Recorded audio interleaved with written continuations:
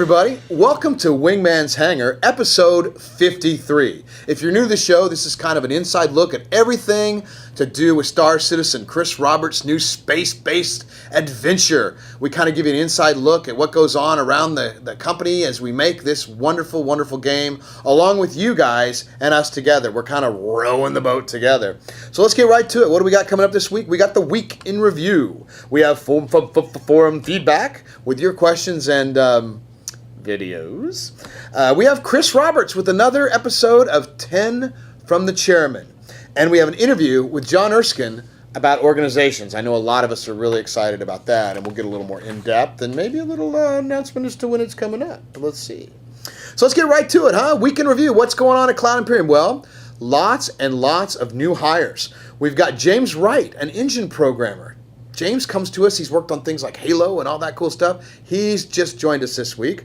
And we have Michael Holcomb. He's a vehicle artist. We need lots and lots of vehicles inside Star Citizen, and you guys know that.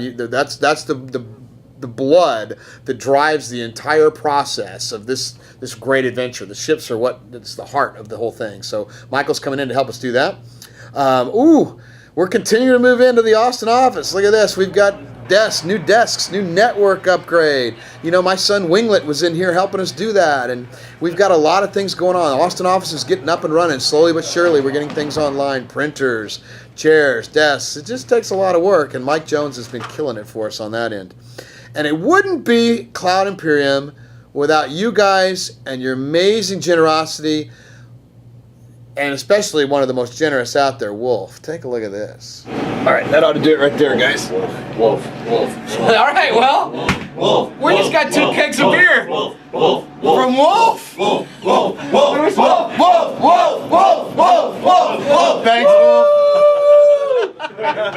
Yes. Wolf. Thanks, man. We will drink it. I promise. Wow, thank you very much, Wolf. It is always appreciated. He actually Skyped me and said, "What are you guys doing today?" And I said, "Well, it's about 6 o'clock on Friday. We're winding down." And he goes, "Do you have any beer?" And I go, "No." He goes, "It'll be there in 15 minutes." And like the guys in the office were like, "Ah!" It's just wow.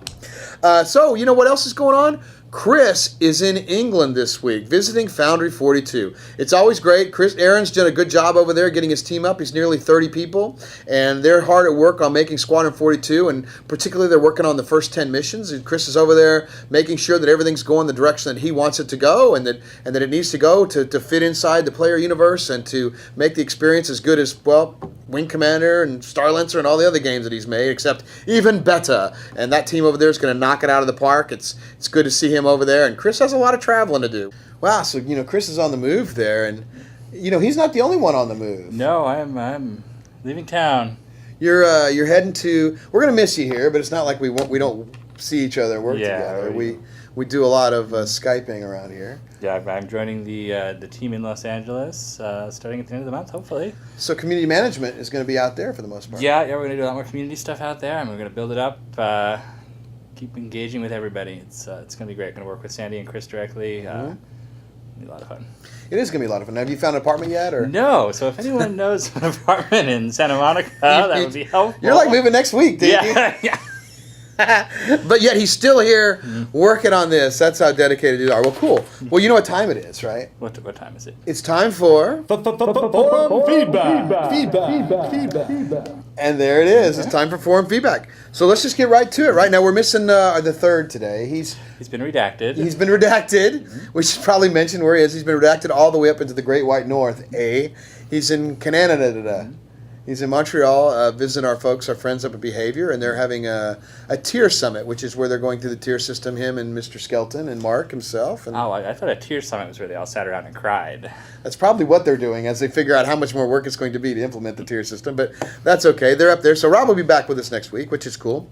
So let's get right to it. From Ray Tripp Rodriguez III. It says, Wingman, why is there no thread in the revamped Ask a Dev forum for ship development?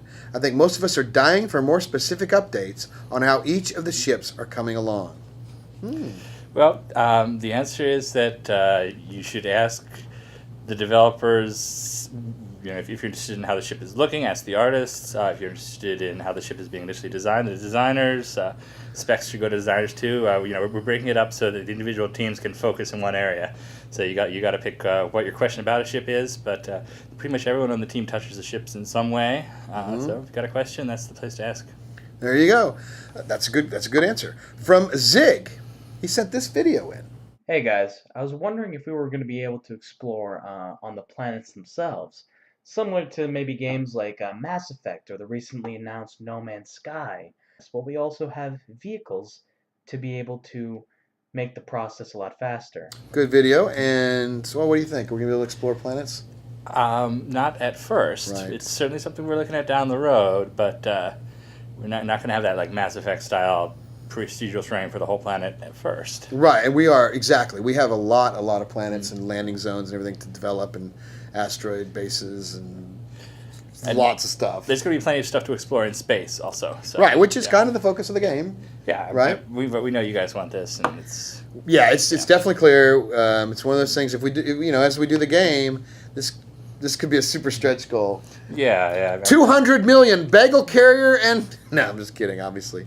All right, from Dominance, he says, I was wondering if we might see some historic ship names in the UEE Navy, such as the Ticonderoga. It's not a name. You should be at Ticonderoga. Ticonderoga, Saratoga, Forstall from the U.S. and the Victorious, Vengeance, Revenge, and Illustrious. Wouldn't be a show without me butchering something. Sorry. George Washington would be so ashamed of I you. know. Oh, right on. Okay. The answer is yeah, absolutely. You'll see some of that. But one thing we want to get across in Star Citizen is that there's another 900 years of history.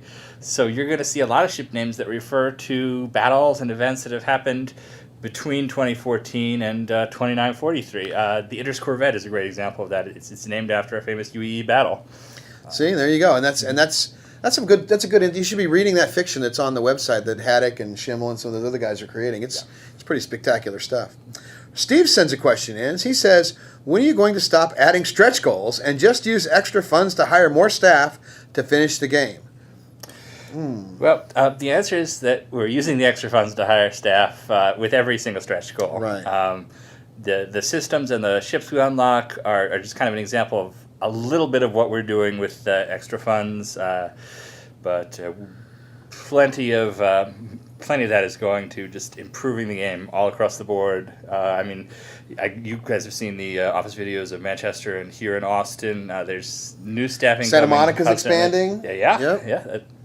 We're all expanding, and it's like the universe. It's the Big Bang. It's Star Citizen, the Big Bang. We're all expanding out, and the truth is, we asked the fans earlier if you guys want to keep doing stretch goals, and they all were like, keep it going. And so, you know what? We're keeping going. It's why not? All right, from Batgirl, Marcus, and Sarzu, and Jazz Arrow. Thank God we got the Cutlass. At least now we'll have a ship that we could pick up somebody if they go down. Why did I go and say that? Mayday, mayday, mayday. This is Julia Alpha Zulu. Jazz, what did you go and do? I told you not to go into Vega unescorted. Souls on board. It's good to be out of prison. Indeed. Incoming enabler message. High priority. Attention, all Alliance vessels near Vega. This is Nikki Batgirl D'Angelo of the Enablers. Jazz Arrow is down. Repeat, Jazz Arrow is down. Encrypted coordinates will follow. Rescue mission! Imperium reputation points! To the ship! Got an issue going on, like Jazz Arrow kind of got himself shot down in Vega, and I've got to send Marcus and Sarzu out to get him. Can you think you could explain a little bit about the search and rescue system in the game? Thanks. All right, that's good to see the community teaming up together to make a video. That's really, really cool. Haven't seen the guys Marcus and Sarzu for a while, so that's good. And Jazz Arrow is an Aussie, so this is like a global event there. So I love when they come together. I know, right. So what ship should I take on a search and rescue mission? The answer is that there's no one good answer. Part of the Star Citizen design is that if you're into search and rescue, you should pick up a ship that you like and build it out in that direction. Add tractor beams, living accommodations, whatever helps it be a better search and rescue ship. But the Cutlass is a great base. Freelancer, Starfarer, Corvette, you could rescue a few people. Absolutely. The funny thing is it is important as far as what we know about the search and rescues. When you are shot down, it's highly important to be rescued. Just saying. And by the way, if you check out Batgirl's podcast, she had a great interview with our VP of Marketing, Sandi Gardiner, just last That's week. right. Cool. Very, very cool. Check out. She does a good job on those podcasts. You were on there once, right? Yeah, I was on there once, and she went to you, so we'll set that up. Well. I don't think we should be talking about that yet. Oops. Well, you know. Sorry. All right, from Stealth Guy.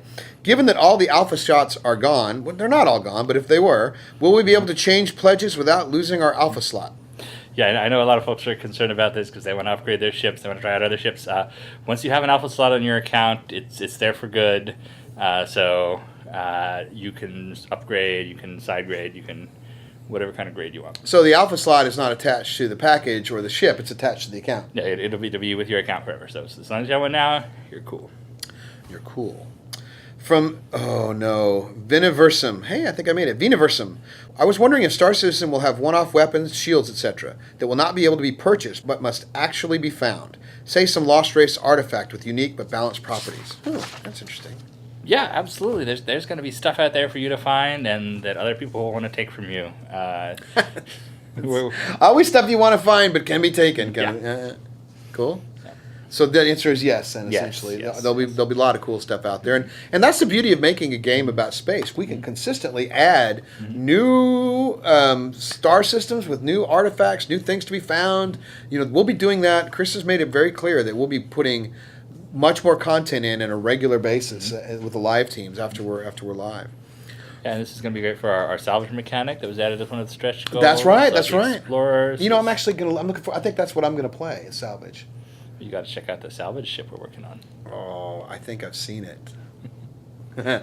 Now they're going to want to know when they get to see it. So what's the answer?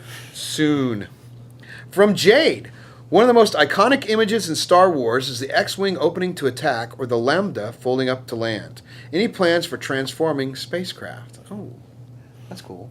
Yeah, in fact, the Cutlass, it folds up and becomes a hot dog. No. What? I don't even know. I didn't see that on Shotgun. No, come on. Are we going to have folding ships? And is it going to be? Yeah, the engine supports it. And if you look closely at some of our ships already, there's movement in there. The Aurora, the little. The Aurora has the flaps that come on the sides. That you can see that in the commercial and stuff. The Constellation engines go up and down. There's all sorts of cool stuff. There's going to be a lot of stuff, and we're still designing ships that as well. So if it's epic, it's going to be in the best damn space sim ever, I would think. Right? All right. From Leviathan says, with larger ships, will we be able to simply sip a cup of coffee and watch the action, or will I have to actually be involved in the combat stations, even if I'm commanding officer on the ship? No, Leviathan, you're going to actually have to play the game. That's a virtual coffee. He's going to have... Kirk still has to do stuff. Yeah, he's always got his shirt off fighting over the blue or the green babe, right? So, of course, you're going to have to fight. Yeah, part of the game. Oh. We got a video from Disco Lando. Ooh. Good morning, Wingman. This is Lando. Disco Lando. And I have a question about multiplayer integration in the Hangar and Dogfighting Alpha. Multiplayer integration? You know I do.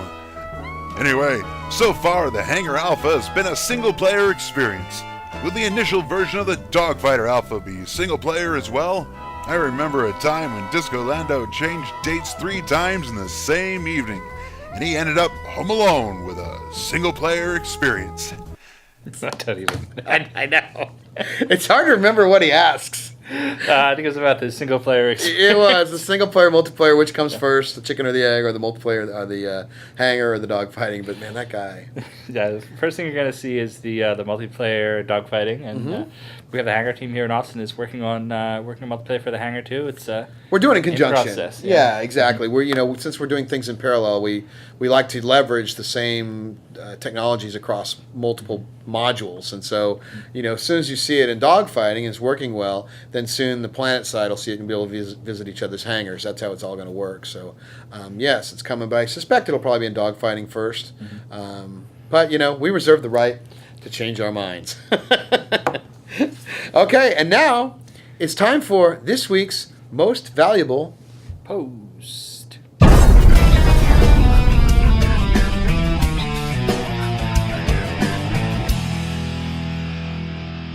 Hey everyone, Community Manager Ben Lesnick here to tell you this week's most valuable post. As you know, every week we select the very best post from the RSI forums, and we award that person the special Most Valuable Poster badge and 5,000 UEC to buy whatever they'd like in the Voyager Direct store.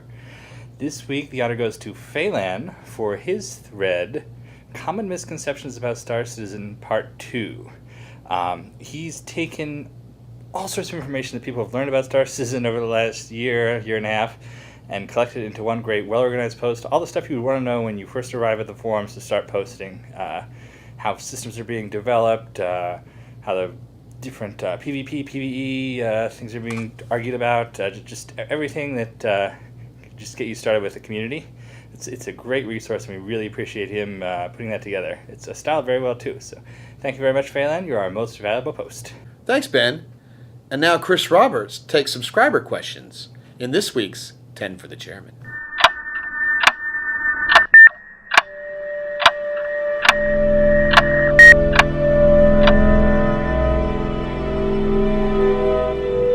Hello everyone, welcome back to 10 for the Chairman. For those of you that haven't seen this show before, it's where I answer 10 questions that have been submitted by our generous subscribers who help fund all our community content, the video stuff that we're doing now, the Wingman's Hangar show, Jump Point, and a bunch of other stuff that happens. And so I answered 10 questions for them about the game. Without further ado, let's get to it. So the first question is from Funk Trooper. And Funk Trooper asks, hey Chris, if our first character plays through Squadron 42 and then later dies in the persistent universe, does the benefactor automatically have citizenship? Or would there be an option for that character to enlist and replay Squadron 42 if you would like to? So that's actually a pretty good question. I haven't really thought of that in terms of, if your, say, parent or relative has citizenship, do you get citizenship too in the case of your character dies and you move on? So I guess I would have to think about that. I would think that we would definitely give, if citizenship does not automatically transfer, which it may not do, we would definitely give you opportunities to regain citizenship. So military service would be one of them, or various other things that you could do. But I don't have a fully formed answer for you on that one, but that's why this process is great. You bring up issues that we need to resolve, and it's better to resolve them now than later. Okay, on to the next one. Subaki asks, Dear Chris, there's a rumor floating around general chat that once you fly a ship in the dogfighting module that you own, you can no longer melt that ship. Is that true? Or does it only apply once the package or ship is applied to a character in the persistent universe? So we haven't made a decision on that. Definitely once the game is live and the persistent universe is live and you take your ship and apply it to a persistent universe character, yes, you will not be able to melt it. You will not be able to trade it back in because you're playing the game and using the ship. My sort of initial response right now is on the dogfighting module, we'll probably give you a pass and let you fly around and have some fun and potentially melt your ship. But I'm not promising it just yet because I wouldn't want people to abuse that. But I think maybe it will be a sort of opportunity for people to try out things that they like. And decide what they really want to play with. But definitely once persistent universe happens, once you apply your package to a real in-game character and the in-game character you enter the world, then you won't be able to just sort of arbitrarily melt it and change it around. Okay, next question comes from Totenkopf. There you go. Totenkopf asks, how will contracts work between organizations and individuals? Will there be a system in place within the game or organization module that will allow organizations or individuals to negotiate contracts, ensure cargo or assets involved, and finalize payout? So we'll definitely have a system to be able to handle these kind of things. We may even have a system where you could put money in escrow until a job is performed. Maybe even someone administers that for a fee. And also we're going to have a rating system. I think I've mentioned this before, but in America there's this service called Uber where you can dial up and sort of hire cars to take you places. and both the person that hires the car and the driver of the car rate the other person. So when you're looking at a car nearby, you can see what that driver's rating is, and the driver can also see what your rating is. So you obviously don't want to go with someone that only has a 1-star rating. You want to go with someone that has a 4 or 5-star rating. And I think that in that case, we would definitely have both parties in sort of contract when you hire someone, like an employer hires someone to run a mission. Both the employer and the person running the mission can rate each other, and so you can sort of see, okay, well, this is a transport pilot, and he's got a 4.5-star rating out of 5. He's pretty good. He's definitely worth me paying a premium. And then this guy's got a 3-star rating over here. So we'll have a bit of that. So we'll have a bit of that sort of self-regulating objective ratings, and then also maybe some systems like escrow and a role that someone can take as an arbitrator for a fee. To arbitrate sort of disputes. So I think we'll have systems that are fairly similar to what's in the real world to make that kind of stuff work well. Okay, so next question comes from Valarian, who asks, will you be able to hail NPC ships and threaten them to drop their cargo on the off chance it will save their ship? If so, will there be a randomly generated personality for NPCs, some that fight, flee to the nearest authority, or cows that will drop their cargo and run? Yeah, the short answer is yes, absolutely. I mean, my goal actually is for the NPCs in the game to sort of feel and appear much like real people. So in some ways, I almost sort of feel like until you get up close, I kind of don't want the players to really even know that it's an NPC or a player. It could be an NPC or it could be a player. And therefore, the NPCs are already designing a bunch of behavior for them, and part of their plan is to sort of have sort of kind of human-like responses, like preserve their own life or do all that kind of stuff. So I would definitely say that you will be able to say, give us your cargo, or pay the consequences. And some people will fight you, and some people will just surrender the cargo and get out of there. Okay, so next question comes from Hollow-San Voidrax, who asks, will all ships have artificial gravity? If so, how does that affect the G-force system you spoke about for the dogfighting? So not all ships will have artificial gravity. Most of the bigger ones where you walk around probably will have artificial gravity. I'm sort of playing with the idea that maybe on some ones you would just have sort of like kind of more magnetic boots, because we are actually modeling for our first-person combat artificial gravity and zero-G combat. So we're going to have all those as options, and one of the things that potentially could be something that'd be fun to disrupt borders would be to basically disable your artificial gravity, and then all of a sudden you're in zero-G. How it affects the G-force system? Well, I mean, really not so much. I mean, pilots fly around here in Earth, and they're experiencing the gravity of Earth, yet they still deal with G's as they pull tight turns. And the same would definitely be true in space. If you have artificial gravity in your ship and you start to really sort of, pull a really hard right turn, you will, since you're not statically bound to the object that's turning right, there'll be an equal and opposite force on you, and you'll be getting pushed. So you'll probably still have some level, you'll still have obviously G-forces happening even when there's artificial gravity. But generally, the other thing to, I think, remember is sort of the bigger ships that you would more likely have the artificial gravity. Like, so for instance, the Hornet doesn't really have artificial gravity because you're strapped in. But the bigger ships, you probably won't be able to pull as hard of maneuvers as you would necessarily in, say, some of the smaller ships, which is, again, part of the sort of trade-off balance between big ships, small ships. Big ships have more armor, more weapons, but then again, they can't move it quite as quickly and all the rest of the stuff. So, so I hope that answers the question. So the next question comes from Zig, who asks, will we ever be able to play as the other alien races? If so, will we have an expansion pack of a sort similar to Squadron 42, but with an alien storyline? So you'll definitely down the road be able to play as one of the other alien races. That will be a sort of longer term expansion of the persistent universe. Just right now, in terms of generating content and assets, it's, we've already got like crazy amount of stuff to do. I mean, there's a whole bunch of people out there that think we've almost got too much to do already. So that won't be at the beginning, but that is definitely a long-term plan, because I really want to see that, and I think it'd be fun to play as a Tavarian or as a Jean or a Banu. And if we do that, we probably would also create sort of a companion single-player experience like Squadron 42, but for the race. Okay, so I think, yes, we will have that. Next question comes from Phoenix9151, who asks, will the next great starship be available as a pledge ship? I can't wait to see what some of these teams come up with, and maybe even buy it if I like it.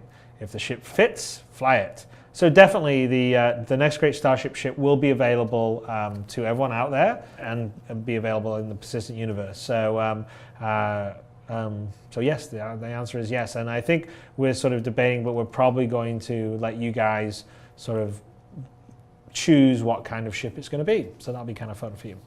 Okay, next question comes from Commander Pika, who says, may we disable our weapon systems in order to meet the energy requirements of a high-capacity shield?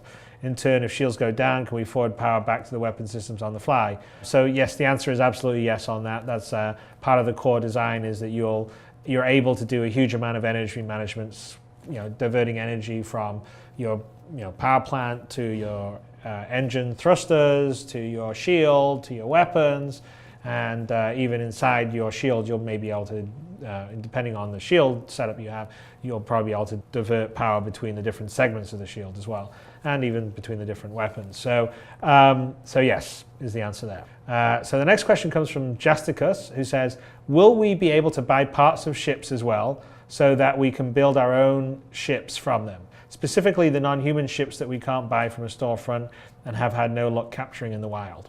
And that's an interesting question. I mean, so really the way the ships work is that you sort of buy a hull and then you can customize it, add different items, equipment to it.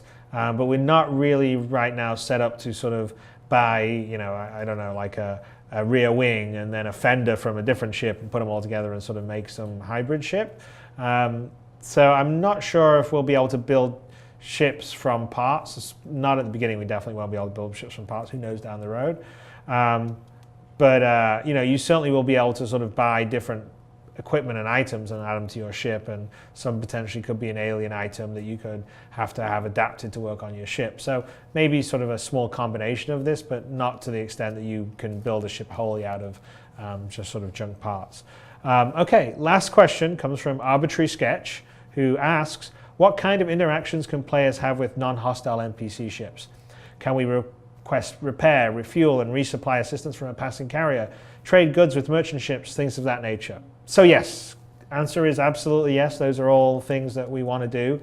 As I said a little earlier in this section, that one of my goals is to make the NPC behavior be pretty human-like, and they behave and do the same jobs and same actions that most players will do. So, and also obscure the fact that it is an NPC from a real player, at least from a distance, from people. So it just feels like it's a living, breathing world that's populated.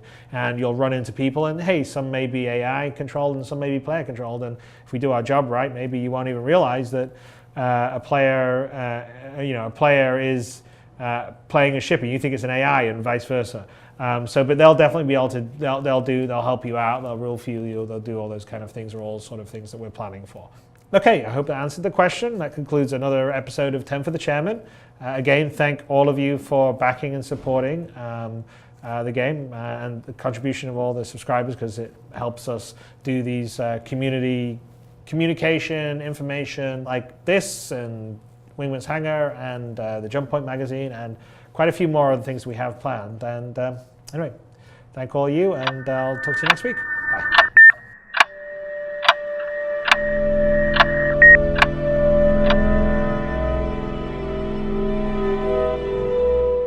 Wow, it's always good to see Chris do that. And we got John here. Hey. Now, John, you're working with Turbulent to make the organization thing happen. So why don't we go visit Turbulent right now and see what they're up to? Sounds great. Let's do it.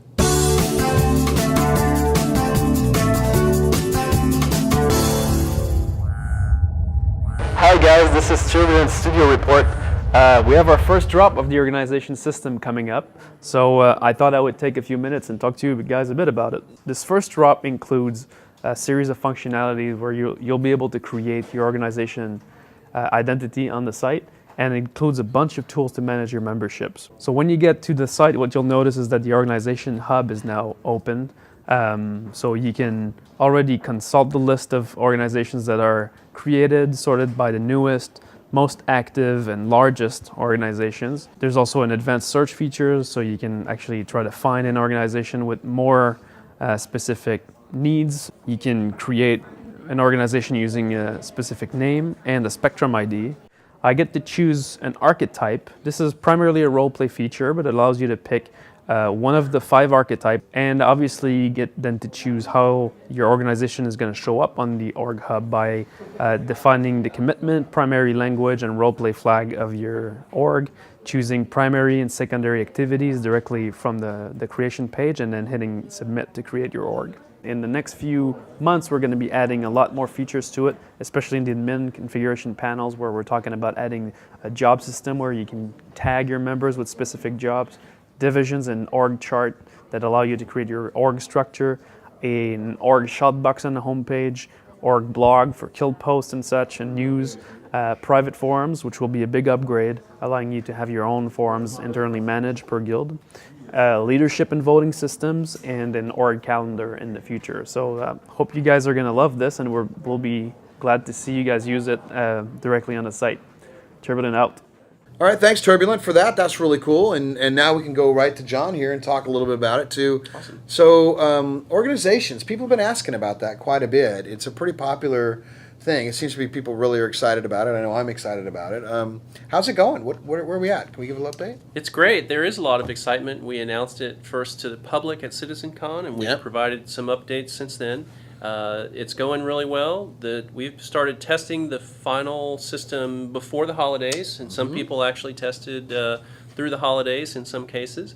We have added some alpha testers to the staging side. And the alpha testers are from our community. That's right. Some of the same folks who helped us test the website before we launched the new website. Back in June. We invited them back to help us test the new organization system and the new chat system. Incredible. We've been testing that on the staging site for several days with internal and external testers. Right. And we've had a lot of great feedback. Now, they found some really good feedback, which has led to some changes that we're going to be giving. As ever, they're giving us good ideas, and we're putting it together. Tell us where we're at. What's going on with that? I mean, are we ready to? Are we going live today, or what's the deal? We're very close, but we're not ready to go live today. Okay, fair enough. What we found is that the organization system is looking great. We did get some great feedback, and we made a few changes, but nothing dramatic. Nothing. There weren't any giant gotchas. Good. We're also launching a completely new chat system that's going to replace chat roll on the website.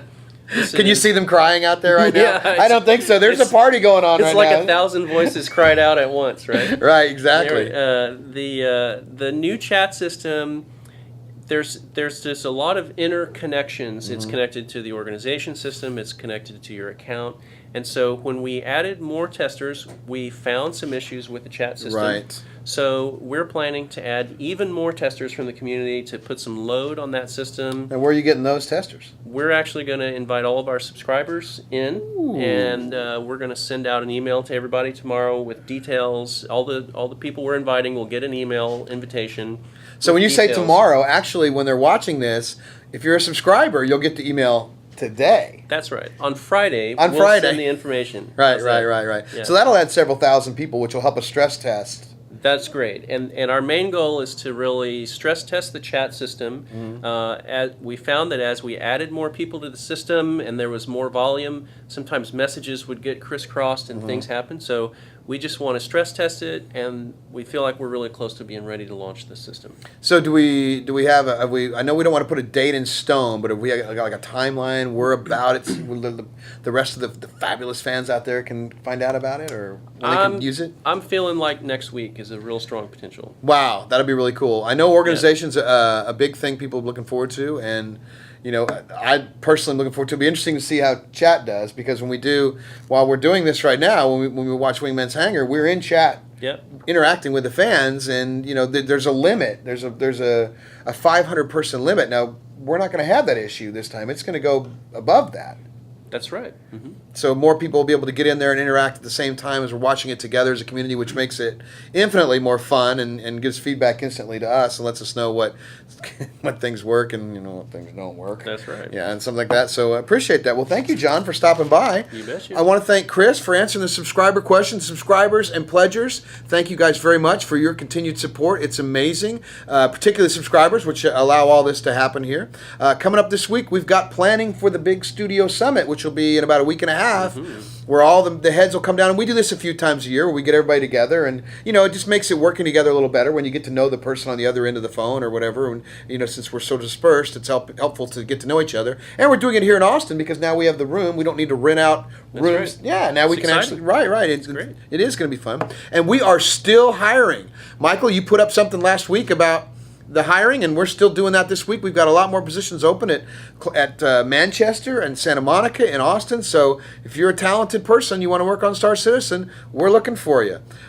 Chris O and Mark Skelton went up to the Art Institute in Dallas looking for some talented artists. As we all know, that we have a lot of ships and planets and a lot of art to generate for this game. So, and they found a lot of talent, and we're going to check it. Yeah, I know, it's fantastic. We're going to check in with them next week and have them here and talk to them about what went on. If you get a chance, subscribe to our YouTube channel. You get to find out what goes on inside CIG. The very first people will send out an email. You'll get an alert. You'll go check it out. You'll be one of the first ones to know whenever a 10 for the Chairman's posted, or you know, any sort of comment. You'll get, you know, anything we post on YouTube, you'll be the first to know. Submit your questions to the RSI forum right here. Michael put that along below me there because he's incredible that way. That's how we get our questions for the weekly show on forum feedback. And if you're a subscriber, you have a special section in the subscriber forum to get your stuff to Chris. Join me 15 minutes after the show for Wingman's Hangover in chat roll, where, you know, now we'll be able to support more people coming in. We'll answer questions. We'll have maybe take some Skype calls. We'll interact directly. It's just kind of an informal talk back and forth with everybody. I'm not sure how much more informal we can get, but we're going to try. There must be a limit somewhere. Yeah, it's got to. We're trying to. We're going to dial it up to 11. And remember, if you want your stuff featured on Wingman's Hangar, send it in. We just might use it. Where are we going to see him? In the verse.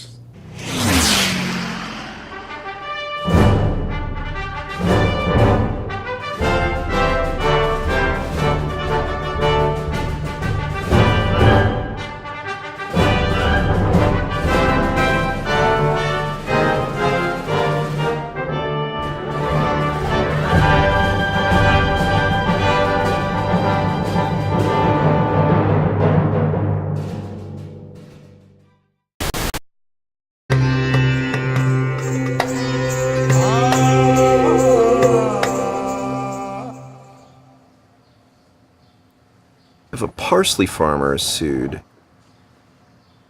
do they garnish his wages?